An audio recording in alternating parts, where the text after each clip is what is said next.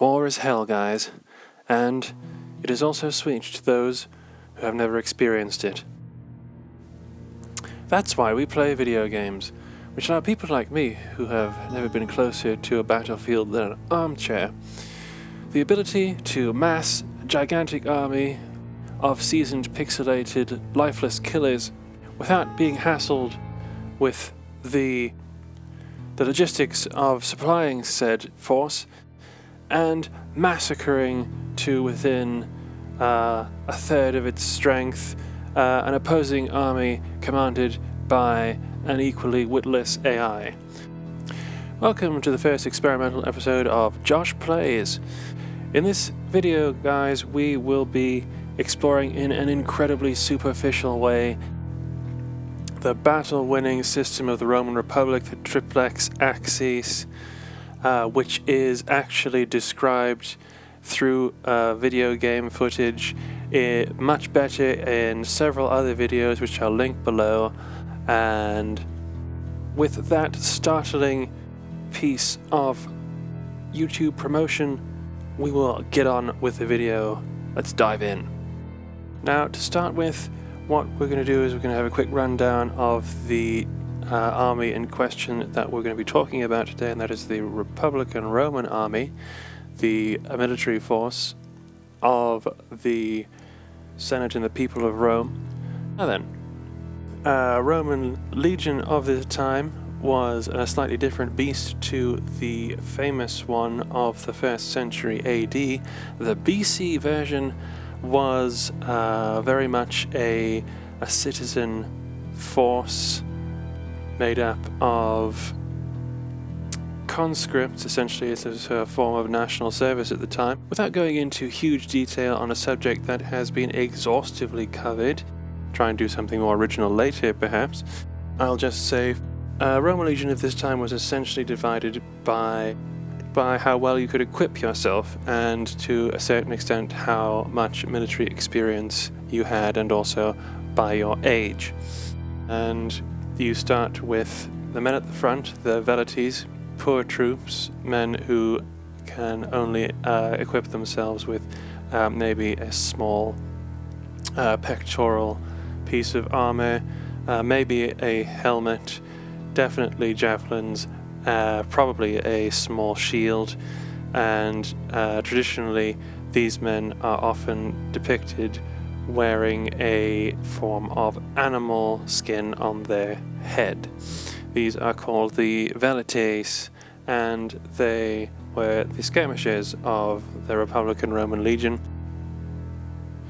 But light infantry rarely win battles all by themselves, so we move on to the heavy infantry, the muscles, if you will, sinews of the Republican Legion, and we begin with the front rank of heavy infantry, which are the hastati, and they are slightly better equipped troops in that they are able to engage in hand-to-hand combat. They have a modicum of heavy armor.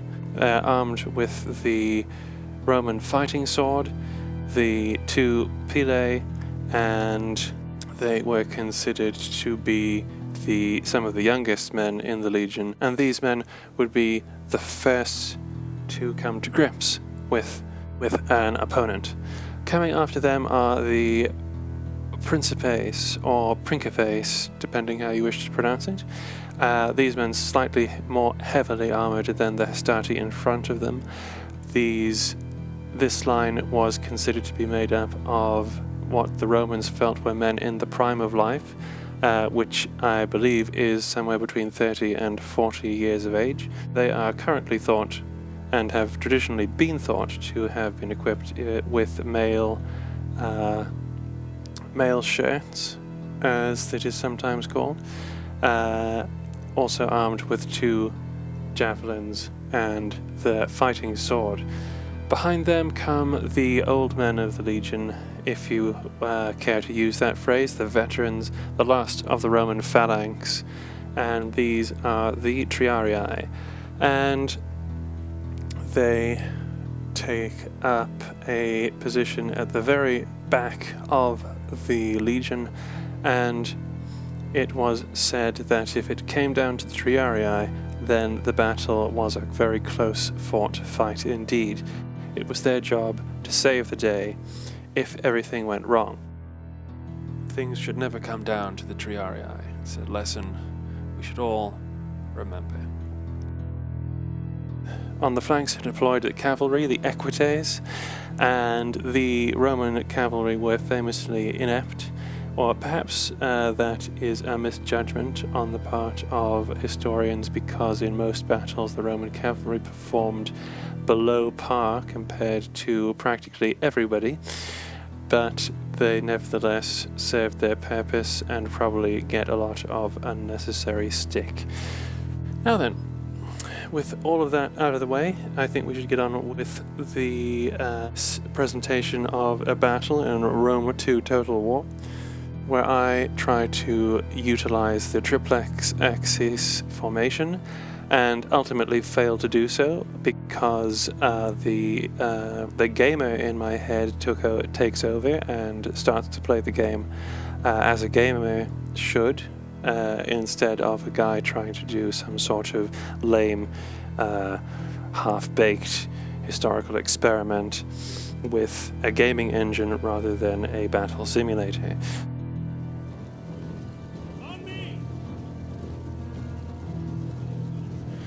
Roman battle line in the famous triple line formation advances against a Carthaginian army arrayed behind barricades on a hill across an undulating coastal plain.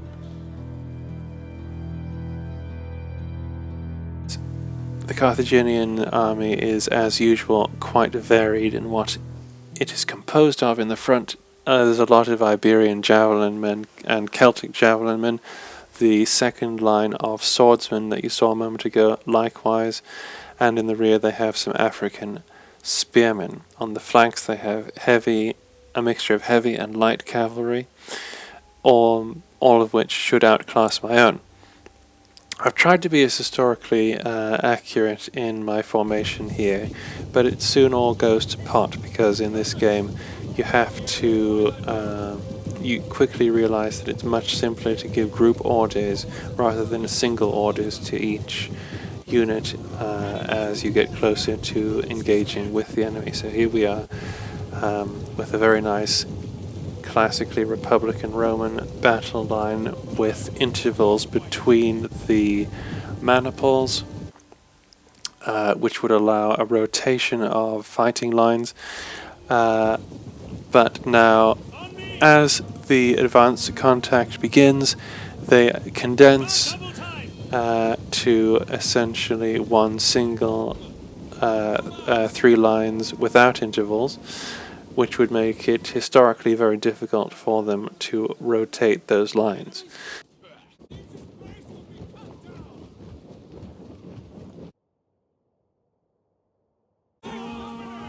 Now I have to move my men forward, past these barricades, and engage the enemy, and I use my abilities to try and do that, to try and absorb as much missile fire as possible to allow the Hastati to get past them.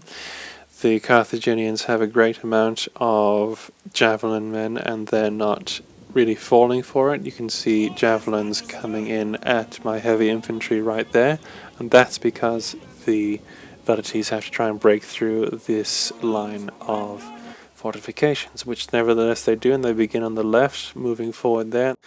There goes just curtains of javelins coming in and hitting my poor guys there. Look at that, look at the destruction. And so I ordered pretty quickly my Hastati to rush the hill.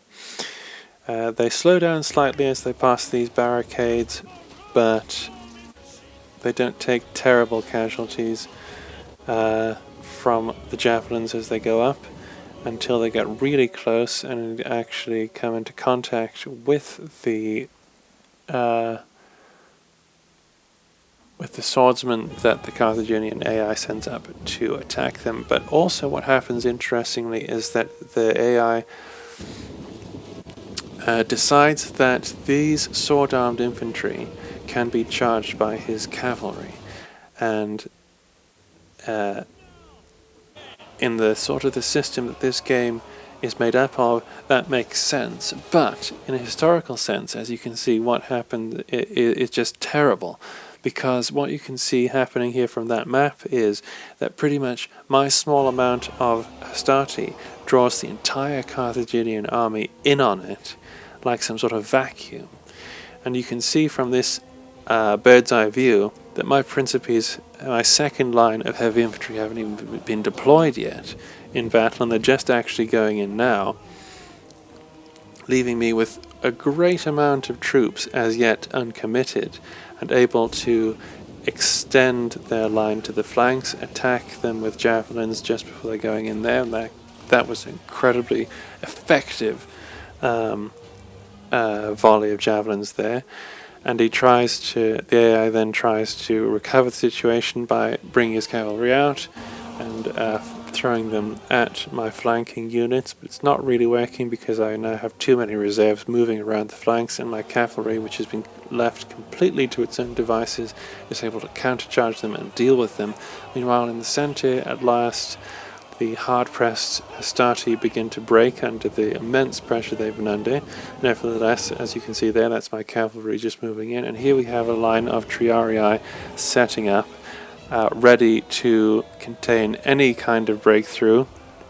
As you can see there, they're moving up through some routing Hastati, and they hold firm behind the main battle line. I push one Triarii unit round the left flank with some rallied cavalry, and the Carthaginians are quickly running out of options and are being enveloped at every turn. I haven't even committed. I've now still about a third of my army uncommitted as I throw in my Equites and that unit of Triarii you just saw there to really seal in the Carthaginian line, which is fully committed and unable to escape. What I do here is I decide to try and experiment with a few historically accepted Roman battle practices, which is to rotate fighting units. That is a unit of Principes that has been ordered to retreat, isn't routing. It's got some cavalry charging in again here, some cycle charges, attacking, coming out, reforming and charging again for extra charge bonus points. And that's a good thing in this game because it tries to make you think about the rallying aspect. But that's pretty much the game, as my last lines of Triarii now move forward to replace the withdrawing Principes. The Carthaginians do not stand much longer, there it goes, than that. And the battle ends with a Carthaginian loss of over 1,000 men to my 700. And that is my little experiment there. It wasn't too bad. It wasn't terribly good either from a perspective of trying to use historical tactics in a video game.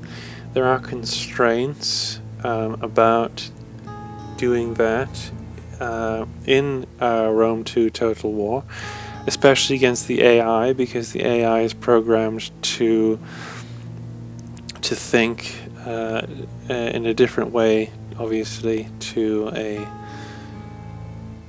human being. If I was playing a human, I might have been able to use more historically accurate tactics. I might have been able to maintain the non-continuous battle lines that the Romans would usually have used, unless it was some sort of dire and unusual emergency, because they really preferred to have flexible lines that could be rotated or moved to different portions of the battlefield. And what happens when a Roman battle line contracts like that is it usually didn't end well. That's what happened at the Battle of Cannae, where Hannibal managed to constrict their line so much and concentrate it where he wanted it to be, that he was able to take control of it and envelop it and destroy it. In this sense here, though, I was able to pretty much play the AI like a musical instrument, because it magnetized on my leading troops, and pretty much committed almost every single useful unit before I even committed the Principes line. Now, I did end up committing at least 2 to 3 units of Triarii. I simply used them in the way that a Roman general would probably have used his Principes, basically to just relieve the pressure on his lead forces.